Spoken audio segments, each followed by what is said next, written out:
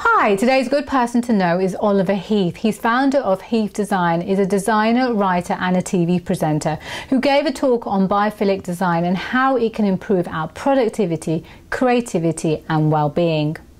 Oliver says by connecting to nature has all sorts of benefits in building design, like schools, hospitals, offices and even in our homes. And he explained the savannah theory and how it's incorporated in shopping malls like Westfield Shopping Centre to encourage us into spending more time there. He said there are 4 principles: having views of nature, having natural light, having natural products, materials and textures, and having recuperative space so that we can restore our well-being. And it's really easy to do as well. It's as simple as getting a plant or having a picture of woodland on our walls. So I hope you enjoy this video and that you incorporate some, if not all, of the principles Oliver mentioned in this video. Essentially what I want to do is to excite you about the idea of biophilic design and get you going away to go and investigate it further. I trained as an architect and then have been led into more of an interior design route. Getting a chance to look inside people's homes across the UK. And increasingly, you see the disconnection that people have with the environment. So it's been continuously important to me throughout my creative career to find ways of integrating nature back into people's lives. In my last book, Urban Eco Chic, 3 key ideas behind Urban Eco Chic were the use of technology. The idea that we need technology to help us reduce our use of basic resources like gas, water and electricity. The use of nature was the second pier.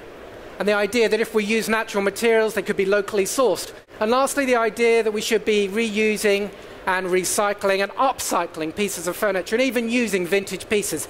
Any way that we can stop usable materials and resources going back to landfill site. You look out of the window and just think for a moment what it is that exists outside of your window in your dream home. You see clouds, you see trees and grassland, and you see bodies of water. Put your hands up if you've seen any of those. In reality, many of us don't live in that sort of environment. So why is it when we imagine our ultimate fantasy landscape that we might be living in, that we see these natural elements? I believe the answer lies in what's called biophilia. The term from the Greek, bio, nature, philia, love. So it's about a love of nature. Things that you see here in these cartoons are fundamentally, almost genetically hardwired into our systems as being things that are so fundamentally important to us. In fact, humans are predisposed to seek out landscapes that actually will help them survive and importantly thrive.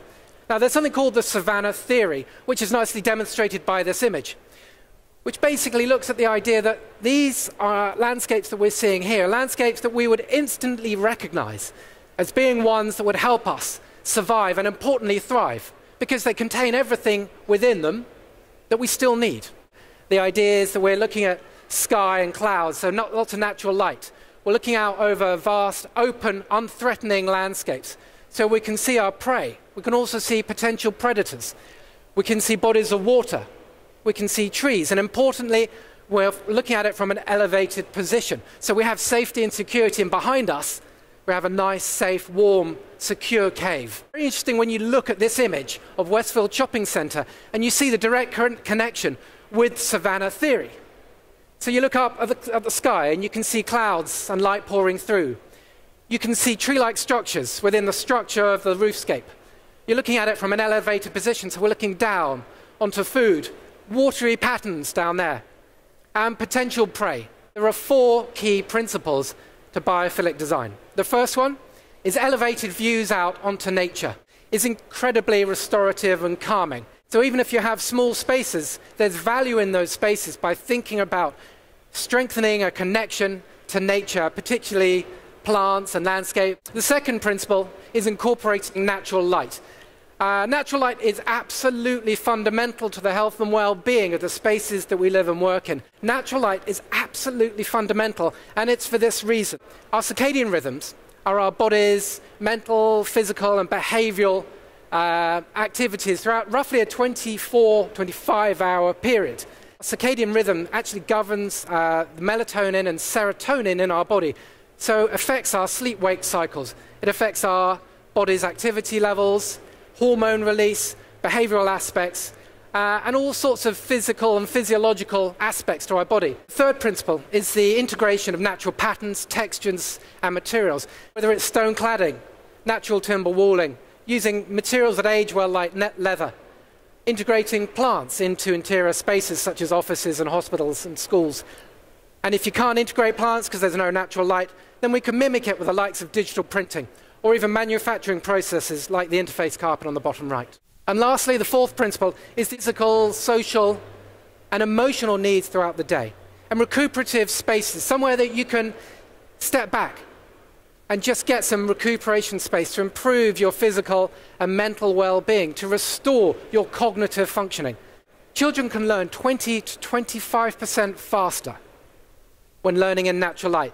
One of the key studies was by Roger Ulrich back in the 1980s, when he studied post-operative gallbladder surgery. The patients who had recovery times in spaces where they looked out onto trees and grassland with natural light coming in, recovered 8.5% faster, with 22% less medication. Plus, importantly for those patients, they felt less pain. Can you imagine the benefits to the NHS? We started to incorporate biophilic design principles into the many healthcare spaces, not just hospitals, but also A&E spaces where behavior can be improved and people can be calmed down, blood pressure levels reduced. Our homes are amongst the most important spaces in our lives, and I believe by incorporating biophilic principles, they can become more calming and more restorative. And not just in the living spaces, but also in those private moments when we get to actually restore our energy. The workspace in our house, again, was really important. It's becoming more and more important for them to consider the workspaces that they expect their staff to be working in when they're not in the office. When we incorporate biophilic design into office spaces, it can do all sorts of incredible things. It can improve productivity, creativity, it can stimulate engagement and connection with people in the offices. But how might we do that? Well, natural light. It's actually an artificial digital LED sky system that's been incorporated into this office design. So lots of cool, energizing light being flooded into the space. Got a connection with visible views onto plants and nature. We've got natural textures, patterns and materials being incorporated in. And here we see two different types of recuperative spaces. Now, there's been an interesting piece of research by Interface recently called Biophilic Design in the Workplace.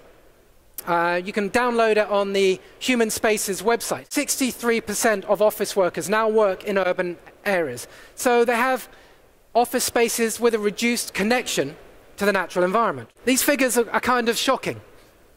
42% of employees have no natural light. 55% of employees don't have any access to greenery. 7% of employees have no windows. Businesses expect their staff to arrive in the morning, to get their heads down and be productive under these conditions. So what were the top 5 things that people wanted? 42% said natural light, 15% said bright colors, quiet working spaces, live indoor plants 18%, and 20% said a view of the sea. Now the reality is that when we incorporate biophilic design principles, the research showed that staff reported a 13% higher level of well-being, and those people are feeling better, they're feeling healthier, they're feeling more engaged. They're going to be less absenteeism. For the UK, they looked at 3 different areas: happiness, creativity and productivity. And in general, there was an approach that said, actually, if you want to increase happiness, increase the availability of natural light and natural materials like stone and timber. You want to increase creativity, use the colors purple and green. To increase productivity, again, plenty of natural light and inclusion of indoor plants. This is what people are saying in the study. This is Apple's new Cupertino Center in California. Obviously an incredibly strong connection with nature from the outset. So you can imagine feeling really excited about going to work in every day. They're so committed to the idea of biophilic design, they've almost forgotten that they've just designed a load of car parks as buildings within it. But obviously nature is an incredibly important within this very stimulating environment that Google want to create for some of the most forward-thinking people in their industry. Now, lots of the ideas that I've been talking about today are in the Human Spaces website that I blog and write for, that's been powered by Interface. You can also download the Human Spaces report, the Biophilic Design in the Office report, from this website. I'm going to buy a plant now, and I'm going to put some pictures up of woodland, and I want to really try and utilise the forecourt that I have, because at the moment it's not very attractive, and if it's just a matter of trying to be in touch with nature to improve my productivity levels, I'm going to give it a try, and I hope you do too. So please subscribe to see more videos, and thank you for watching.